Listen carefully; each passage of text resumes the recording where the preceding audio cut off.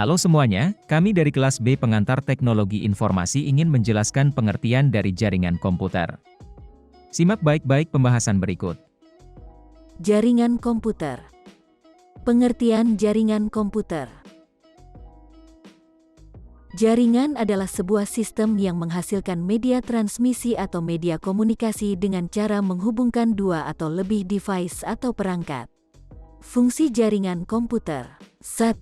Untuk membagikan sumber daya seperti berbagi printer, kamera, hingga data dalam satu perangkat tertentu. 2. Sebagai sarana komunikasi sehingga memungkinkan penggunanya dapat bertukar informasi melalui pesan singkat, chatting, hingga surat elektronik. 3. Sebagai akses informasi yang memungkinkan penggunanya mengetahui berbagai data dalam jaringan komputer tersebut sesuai kebutuhan. Sejarah pertama kali dimulai dari munculnya ide atau gagasan untuk menggunakan satu komputer secara bersama-sama. Proyek ini dijalankan oleh sekelompok periset dari Universitas Harvard di Laboratorium Bell yang dikepalai oleh Howard Aiken. Manfaat jaringan komputer. 1.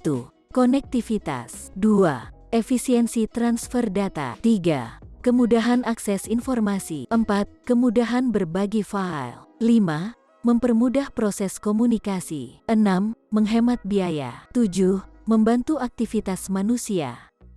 Media transmisi data. Media transmisi adalah jalur fisik antara pemancar dan penerima data. Berbagai media fisik dapat digunakan untuk mengangkut aliran data dari satu perangkat ke perangkat lainnya. 1. Kabel untiran. Kabel untiran masih banyak digunakan karena murah dan mudah diinstalasi. 2. Kabel koaksikal. Media transmisi ini mempunyai inti kawat tembaga sebagai pusat, dikelilingi oleh bahan isolasi yang berfungsi sebagai bahan dieelektrik. 3. Kabel serat optik. Media ini memanfaatkan pantulan cahaya melalui inti yang terbuat dari kaca atau plastik. 4. Gelombang radio. Salah satu bentuk media nirkabel yang paling umum digunakan adalah gelombang radio. 5. Gelombang mikro. Transmisi gelombang mikro melakukan fungsi yang mana seperti kabel, hanya saja jalur transmisi gelombang cahaya tampak. 7. Satelit. Transmisi satelit melibatkan satelit yang jaraknya sangat jauh di angkasa. Mode transmisi. Mode transmisi merupakan suatu proses atau metode dalam melakukan transmisi data dari suatu media atau alat menuju media atau alat lainnya. Mode transmisi ini memengaruhi banyaknya jalur media transmisi yang digunakan. 1. Saluran simplex. Saluran yang arah transmisinya tidak berubah disebut sebagai saluran simplex. Misalnya, stasiun radio adalah saluran simplex karena selalu mentransmisikan sinyal ke pendengarnya dan tidak memungkinkannya untuk mengirim kembali. 2. Saluran half duplex. Half duplex merupakan saluran transmisi data dalam dua arah, tetapi transmisi ini tidak bisa dilakukan secara bersamaan. Pesan dapat mengalir dalam dua arah, tetapi tidak pernah dalam dua arah yang sama.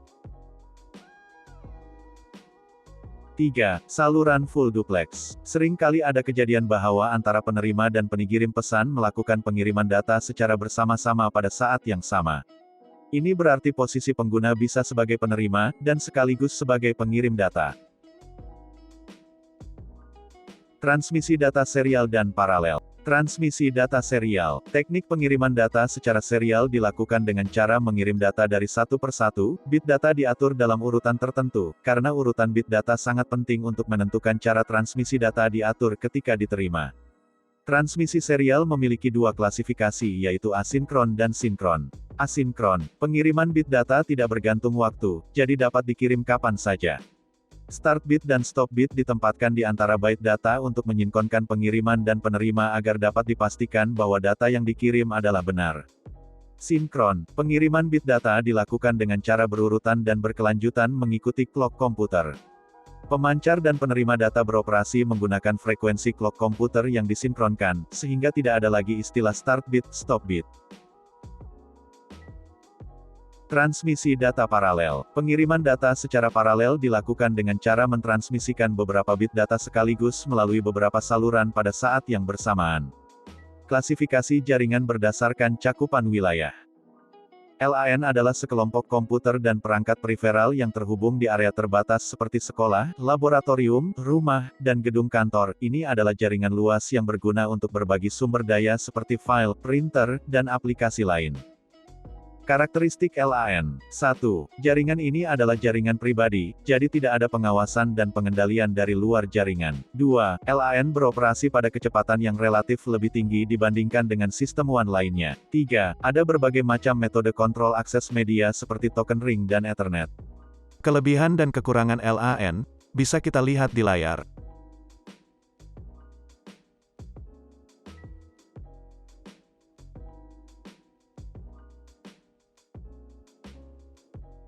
MAN, Metropolitan Area Network. MAN terdiri dari jaringan komputer di seluruh kota, kampus, atau wilayah kecil. Jenis jaringan ini lebih besar dari LAN, yang sebagian besar terbatas pada bangunan atau situs tunggal. Tergantung pada jenis konfigurasi, jenis jaringan ini memungkinkan kita untuk mencakup area dari beberapa mil hingga puluhan mil. Karakteristik MAN. 1. Hal ini sebagian besar meliputi kota-kota di maksimum kisaran 50 km. 2. Sebagian besar media yang digunakan adalah serat optik, kabel. 3. Kecepatan data memadai untuk aplikasi komputasi terdistribusi. Kelebihan dan kekurangan MAN bisa kita lihat di layar.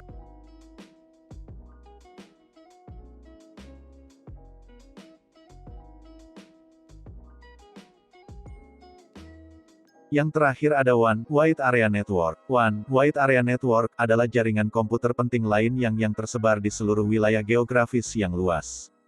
Karakteristik WAN. 1.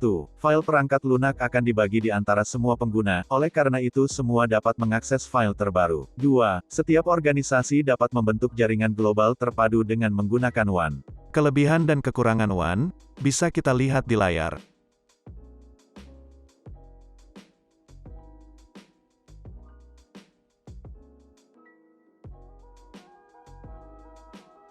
Arsitektur jaringan. Arsitektur jaringan terdiri dari dua jenis, yaitu client-server dan peer-to-peer, P2P. Topologi jaringan. 1.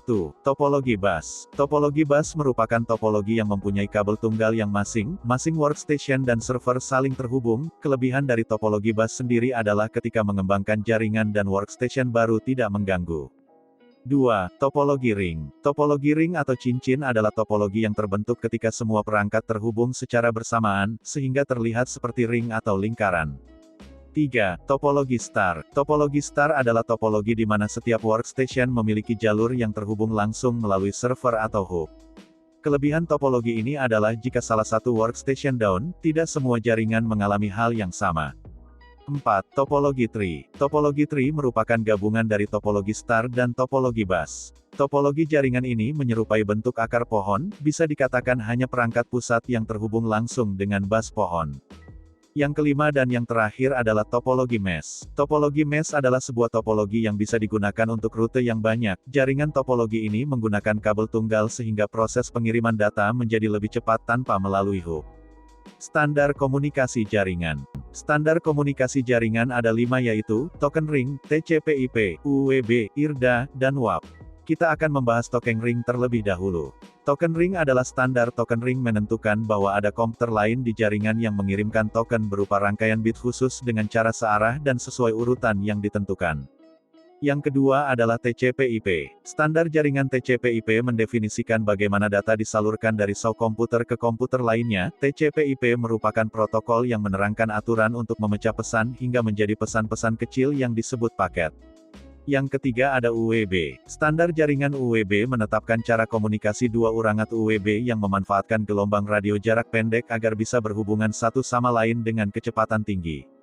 Yang keempat, IRDA. IRDA merupakan format standar yang digunakan pada komunikasi antara komputer dan perangkat inframerah untuk memastikan interoperabilitas antara sistem, platform, dan perangkat berbeda.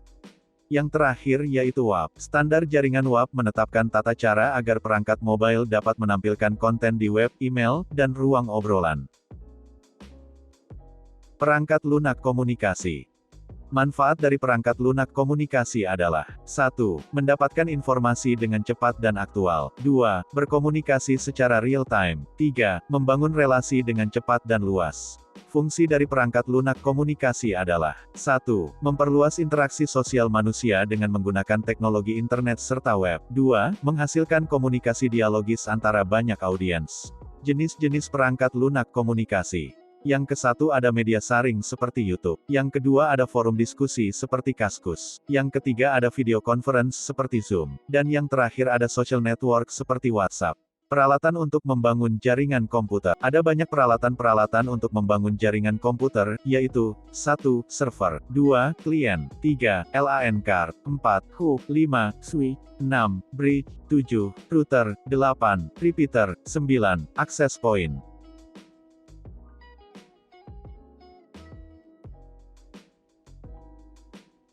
Pengertian dari ekstranet dan intranet. Ekstranet merupakan jaringan intranet perusahaan yang ingin mengekspos informasi yang mereka miliki ke jaringan luar.